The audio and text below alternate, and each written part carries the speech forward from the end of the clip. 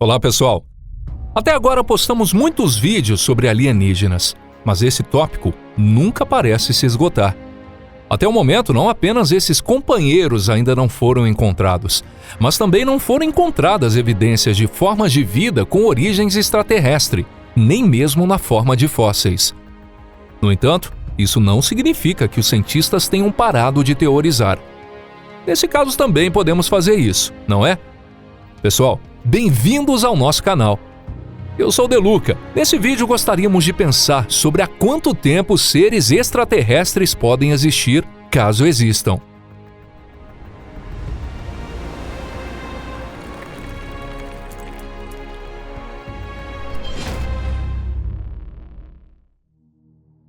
Terra e colonização.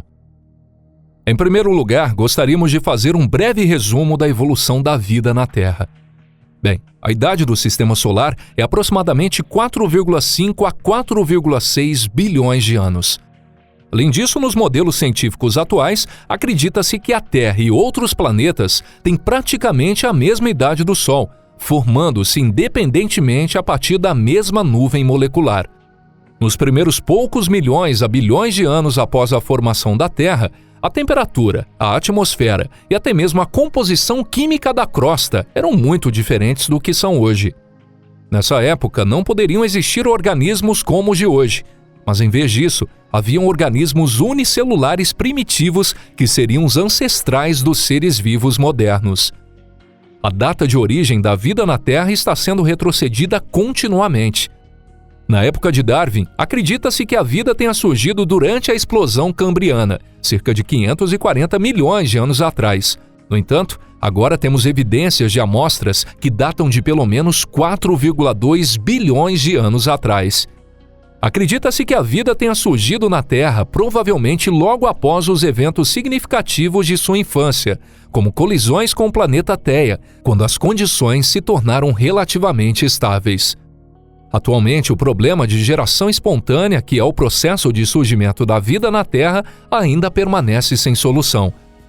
Existe a possibilidade de que a vida seja uma forma de vida nativa, que se originou na Terra, bem como a possibilidade da chamada panspermia, onde a vida foi trazida de outro lugar, e ambas as possibilidades são dignas de consideração.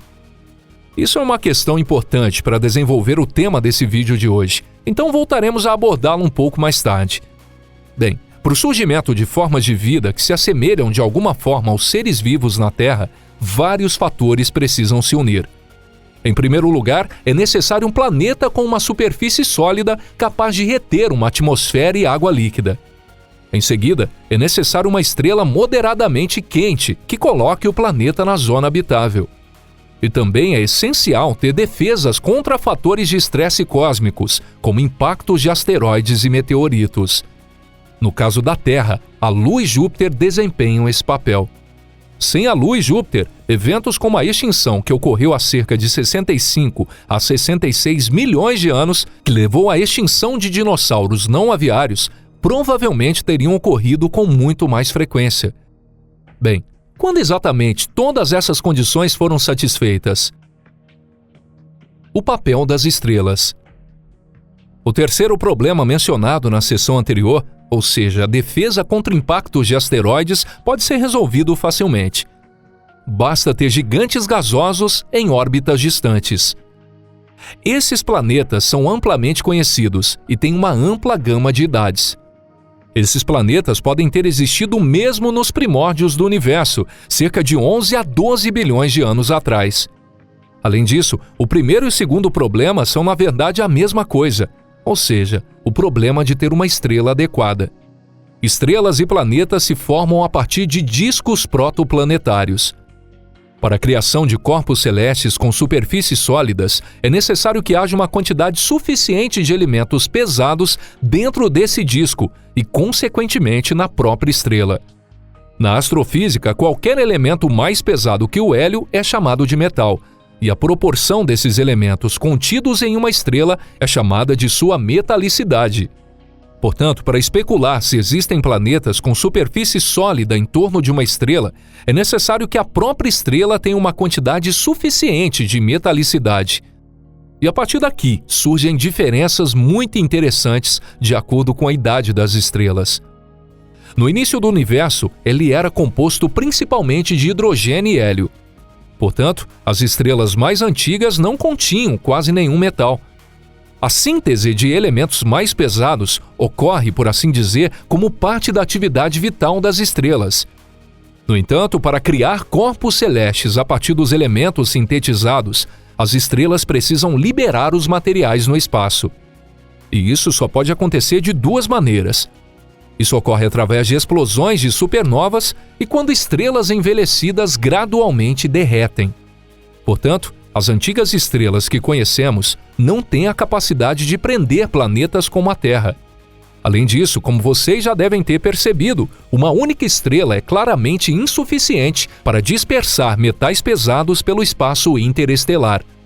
Muitas dessas estrelas são necessárias. Além disso, mesmo as estrelas nascidas a partir dessa matéria reciclada ainda têm uma quantidade insuficiente de metais. Certamente elas têm mais metais do que suas precursoras, mas ainda é insuficiente.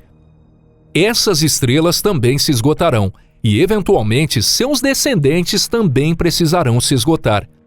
Repetindo, isso também requer uma grande quantidade delas.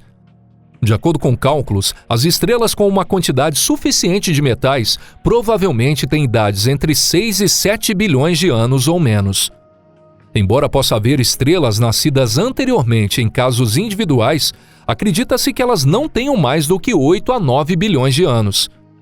No entanto, apenas uma superfície sólida e uma distância adequada não são suficientes para manter a vida adequadamente.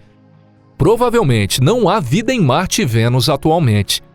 Em outras palavras, o desafio não é apenas criar um berço para a vida, mas também manter uma biosfera ao longo de um período significativo. Considerando o nosso planeta Terra, a primeira parte, em essência, não é uma tarefa difícil. Como vimos anteriormente, a vida na Terra surgiu logo após as condições para a manutenção da vida serem estabelecidas no planeta. Por outro lado, as partes restantes são um desafio muito mais complexo. Mesmo na Terra, a vida enfrentou várias crises de extinção ao longo do tempo.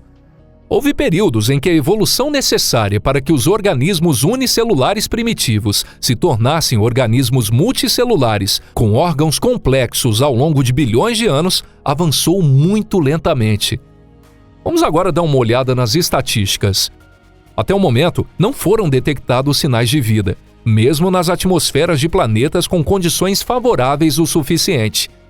Portanto, a partir disso, pode-se dizer que mesmo que a vida tenha surgido, a probabilidade de sobrevivência é baixa. Suponhamos que para cada 1000 planetas onde a vida tenha surgido, apenas um tenha passado por essas etapas. Agora vamos supor que apenas um em cada 1000 planetas dá origem à vida. Nesse caso, a probabilidade de um planeta desenvolver uma biosfera avançada seria de 1 em 1 milhão. Se houvesse um total de 10 milhões de planetas adequados, a probabilidade de encontrar uma biosfera substancial seria de apenas 10 planetas. No entanto, se houvesse 1 bilhão de planetas adequados, haveria 1000 planetas com a possibilidade de abrigar uma biosfera, o que seria um número suficiente. Em outras palavras, precisamos de um grande número de planetas semelhantes à Terra e também de um grande número de estrelas adequadas.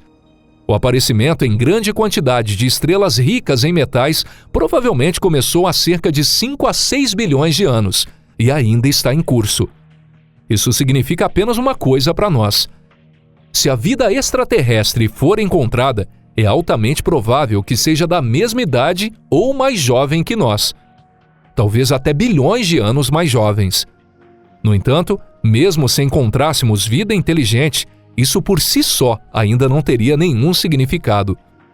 Mesmo que a biosfera do planeta tenha a mesma idade que a nossa, o tempo que os seres extraterrestres levaram para evoluir pode ter sido muito mais curto. Vários milhares de anos podem ser insignificantes em termos geológicos e astronômicos. No entanto, essa desvantagem é significativa.